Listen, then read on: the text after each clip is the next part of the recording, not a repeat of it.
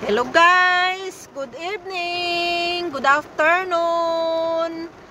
It's 5 o'clock in the evening and it's a little bit heavy rain.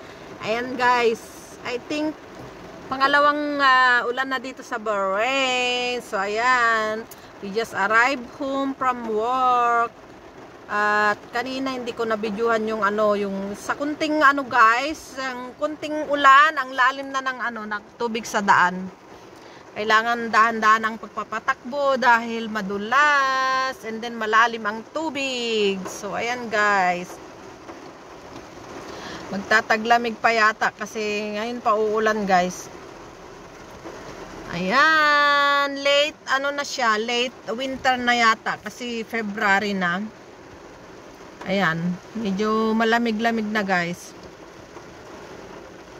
So, ayan guys, just wanna show you na sa tagal na walang ulan sa Bahrain, once in a year yata ang ulan dito. Yes, once in a year.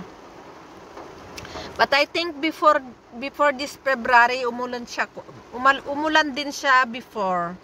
So, I think this is second rain in Bahrain now in this year. So ayan guys, after rain, cold, and after cold it becomes very hot, very hot Bahrain. Ayan, yan ang mga building namin dito guys, mga lumang building na yung mga tinitirhan namin. So ayan, hanggang dito lang muna guys ang aking update video para lang may ma-upload. Ayan guys, bye bye, thank you for watching, keep safe everyone, bless Sunday evening to all of us. Bye bye, love you all, God bless.